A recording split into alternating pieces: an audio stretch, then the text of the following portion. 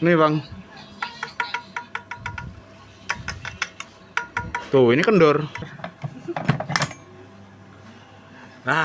Sang seret tuh bang. Kalau bahasa joroknya ngaceng bang. Tuh, laharnya rontok bang, lahar di dalamnya. Jangan lupa like dan subscribe. Oke teman-teman, jumpa lagi dengan kami Bejo Motorcycle. Kali ini kami kedatangan Vespa PX ya, dari Pademangan ya. Ini info dari ownernya, ini nge-gym ya, dan udah nggak bisa diputar lagi bagian kipasnya ya. Ini juga udah dicoba dibuka manetnya, tapi tetap gagal ya teman-teman ya. Nah ini kondisinya seperti inilah. Ini sebelum kita eksekusi, kita akan beri tanda dulu ya, dengan pilok dulu ya. Tapi sebelumnya ini harus dibersihkan, supaya piloknya itu mau nempel. Nah ini setelah sekiranya udah bersih, kita tunggu supaya karbu cleaner kering dulu ya teman-teman ya, baru kita tandai menggunakan pilok. Nah ini kita mulai tandai. Nah ini kita lakukan untuk menjaga kepercayaan ya, supaya antara kami dengan owner itu tidak ada salah paham di kemudian hari. Nah sekarang kita mau lanjut ke sushi ya teman-teman ya, tapi sebelumnya di sini ini saya mau perlihatkan kondisi murnya udah bekas pantek-pantekan ya teman-teman ya. Jadi ini sebelum kita bongkar udah seperti itu bentuknya, dan ini masih sama ya mesinnya ya, mesin yang kita tandai. Nah sekarang kita mulai eksekusi ya, kita buka magnet beserta head, terus blok, terus sepulnya ya teman-teman ya.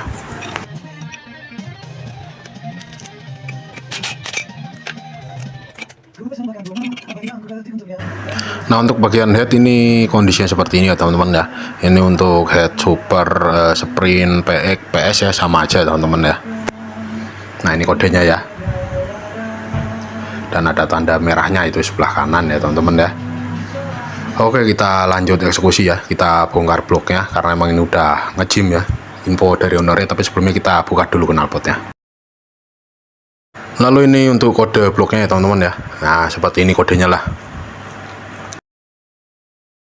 Lalu untuk kondisi sernya seperti ini teman-teman ya. Ini lukanya dalam-dalam ya teman-teman ya, baret-baretnya parah ya.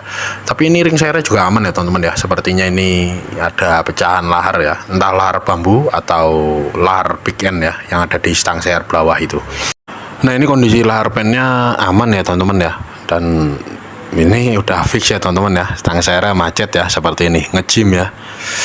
Nah ini salah satu hal yang suka nggak diperhatikan ya saat mengganti stang seher, gap antara stang seher dengan ring kuningannya dan daun kruk as ya teman-teman ya.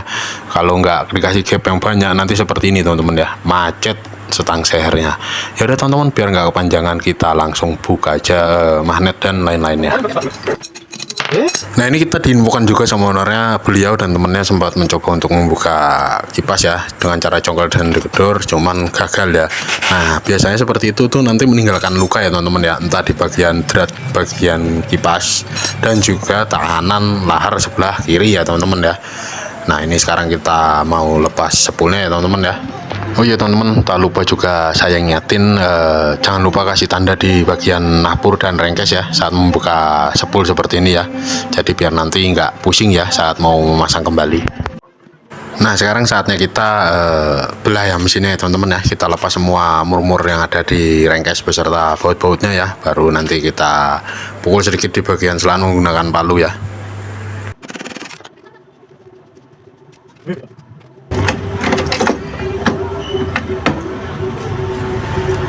Nah ini kondisi rengkes kanannya ya teman-teman ya, seperti ini. Tidak ada yang mencurigakan di bagian ini. Nah ini dia teman-teman ya, biang masalahnya ya. Nah ini udah banyak gramnya ya, dan ini stang sehernya sudah macet ya teman-teman ya. Nah sekarang kita hitung gigi selahnya ya teman-teman ya. Bentar, kita posisikan biar enak ya. Ini kita pegang dari paling kiri ya. 1, 2, 3, 4, 5, 6. Nah ini 12 ya teman-teman ya. Bentuknya ya, giginya yang halus-halus seperti ini PX, PS atau sprint ya teman-teman ya. Banyak banget space-nya.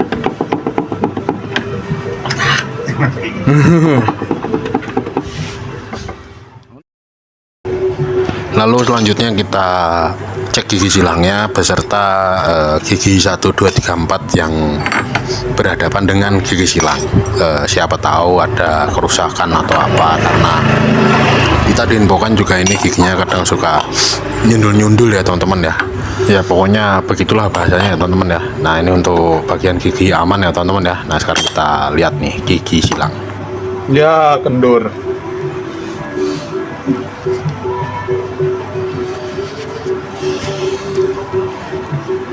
Ini kondisi gigi apa ini, as komandonya kendor ini. Tuh. Bisa diputar pakai tangan. Kondisi gigi silangnya aus. Ini Bang, aus ya. Untuk Borobudur udah maju mundur ya, aus laharnya. Sama otek atas bawah ya lumayan. Terus untuk kondisi lahar rodanya masih lumayan, tapi mungkin kalau mau ya ganti lahar bagian giginya biar bantuin nopang yang sebelah kiri ya. Kalau untuk setang seher ini fix ganti. Nah ini saya belum tahu atau belum bisa ngecek kondisi hisapannya ya, tapi kalau dari sini kelihatan ini banyak lukanya ini di bagian hisapan. Nah selanjutnya kita cek karbunya ya teman-teman ya. Menggunakan karbu ukuran berapa ini teman-teman? Ini 2015 ya teman-teman ya. Oke teman-teman, biar nggak kepanjangan ceritanya, langsung aja kita turunin mesinnya, terus kita lepasin part-partnya yang ada di rengkes kiri ya.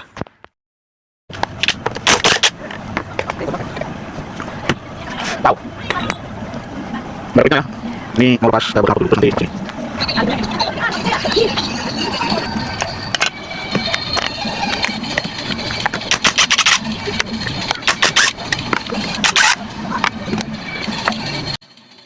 Nah ini udah bekas dipapas ya, cuman menggunakan kekerasan teman-teman.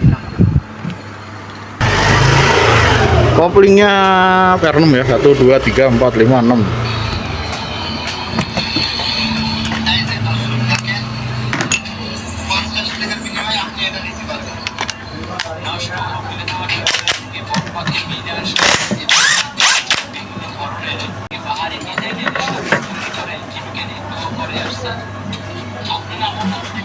Bos-bosannya udah lepas ya. Tuh. Nah buat teman-teman yang mau buka magnet dengan cara digedor itu harap hati-hati ya. Ini juga udah pernah jebol, terus dikasih tahanan plat, dan akhirnya platnya pun kendor lagi ya teman-teman ya, karena bekas digedor. Tuh ini kendor. Nah ini efeknya ya teman-teman ya, walaupun udah ditahan menggunakan bau jepuluh. Tuh jalan-jalan. Ini nggak kenceng. Nah makanya si kerkas bisa ke sono kemari, terus bisa goyang-goyang juga. Nah ini sekarang tinggal lepas kerkasnya, terus kita cek isepan, sekalian lepas karbunya ya.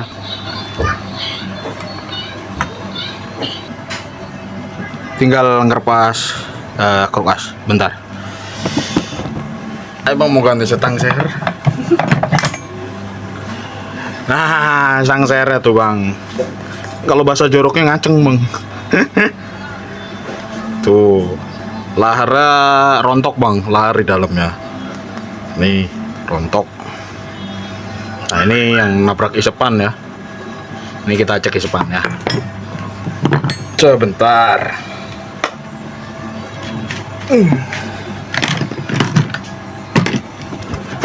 Nah ini kondisi hisapannya lumayan parah ya teman-teman ya. Ini ada lukanya dalam-dalam ya. Jadi ini fix, langsung aja kita bawa ke tukang bubut ya. Oke teman-teman, ini kondisi rengkes sudah kita bawa pulang dari tukang bubut ya, beserta bloknya. Dan ini hisapan udah baru ya teman-teman ya. Nah ini kita mau cek-cek beberapa bagian ya teman-teman ya, terutama di bagian hisapannya. Stang seher juga udah baru. Nih kita tes ya pakai bensin.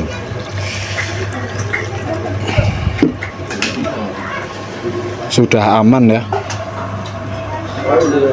Cuman ini masih seret, jadi perlu dihalusin dulu sementara.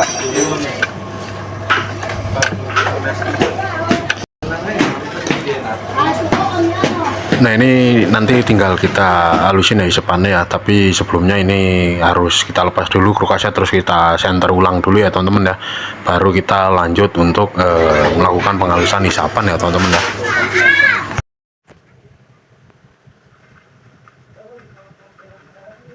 Oke teman-teman, ini kulkas udah kita senter ulang ya, untuk menyelesaikan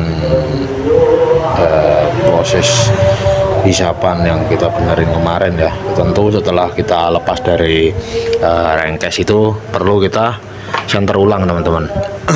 Karena kenapa ya, karena memastikan kondisi kelurusan kertas itu seperti apa ya teman-teman ya. Nah nanti kalau udah kita rakit baru kita terap lagi, tentunya kita perlu ngentengin isapannya lagi teman-teman.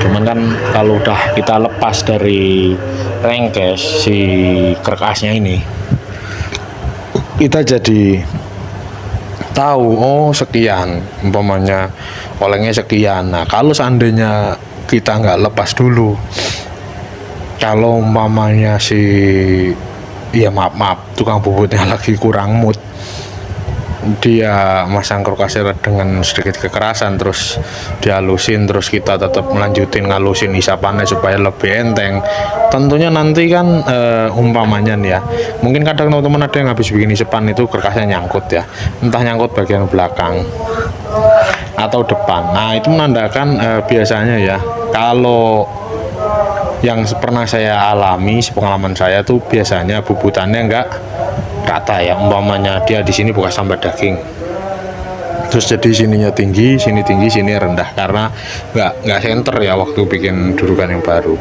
atau karena ininya udah normal dudukannya, dia masangnya ya ada kekerasan, jadi pas kita babat terus akhirnya sininya udah lancar lanya sampai sini, nah sini rapet. Nah ini kan kita paksa terus ya, akhirnya apa, yang sininya rapet, nah dari sini ke sini itu renggang ya teman-teman ya, akhirnya ada nyembur, makanya isapannya nggak awet ya teman-teman ya.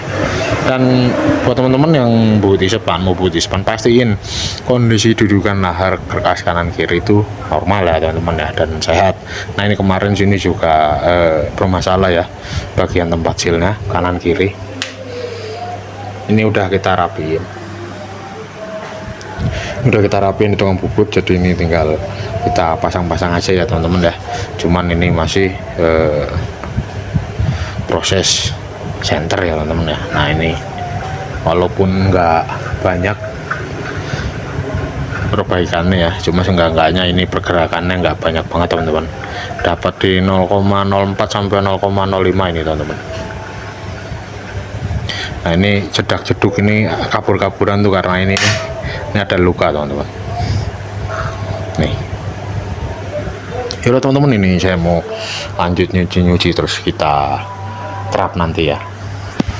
Oke teman-teman, ini kita mau coba gigi Borobudurnya ya teman-teman ya, memastikan tidak bertengkar dengan gigi selah ya. Nah ini alhamdulillah sudah dipastikan aman dan kondisi isapan juga udah oke, tinggal kita pasang gear dan beberapa part di dalamnya.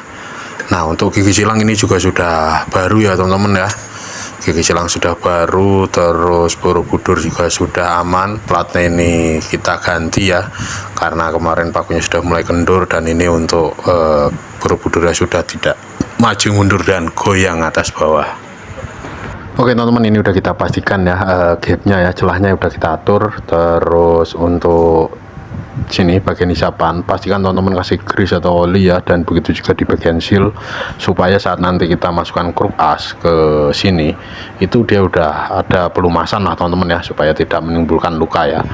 Nah ini kondisi mesin udah keterap dan sehernya juga sudah baru ya teman-teman ya. Untuk bloknya juga sudah mulus ya, tidak seperti kemarin yang baret-baret. Nah ini seher lamanya ya teman-teman ya, ukuran 2M, sedangkan yang baru itu ukuran 4M. Ya udah teman-teman, kita lanjut pasang ya blok dan headnya. Nah jangan lupa teman-teman kasih ring, terus masukkan murnya, kencangkan secara menyilang ya, supaya headnya itu kencang dengan merata ya teman-teman ya. Nah ini akan kita rubah ke CDI ya teman-teman ya, tapi pastikan teman-teman kalau mau ubah CDI ada pendingin tembaganya ya. seperti ini. Ini dilepas, terus kalian kita ganti kabelnya ya. Sama kita cuci dulu ini karena ini kotor banget. Nah seperti ini teman-teman ya, setelah kita cuci, kita pasang spool CDI dan kita perbarui bagian kabel. Nah ini untuk pendingin spool sudah kita pasang ya teman-teman ya, dan ini kelihatan spoolnya mengkilap-mengkilap bukan karena habis dicuci bensin aja ya teman-teman ya, ini kemarin kendor ya teman-teman ya. Supaya menghemat biaya akhirnya kita resin sekalian ya semuanya ya teman-teman ya, supaya lebih tahan lama dan awet. Nah sekarang tinggal kita pasang, setelah itu kita pasang kipas, terus nanti pasang pulser, habis itu kita cek timing pengapiannya. Oke teman-teman, ini kita mau cek ya pengapian ya. Kita nyalakan dulu teman-teman motornya. Bismillahirrahmanirrahim.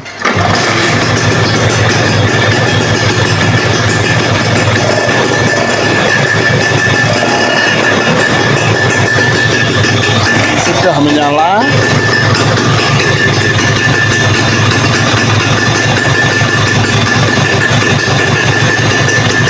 Nah setelah pengapian kita set di 19 derajat sebelum TMA, sekarang tinggal kita nyalakan untuk beberapa saat karena ini hisapannya juga masih lumayan seret ya teman-teman ya. Jadi nanti setelah selesai rayaan hisapan, kita tinggal infokan ke ownernya, datang kemari terus uji coba, kalau sudah cocok baru kita bungkus. Nah ini untuk lampu depannya sudah on ya, dan lampu belakang juga on ya. Ini tinggal kita infokan aja ke owner ya teman-teman.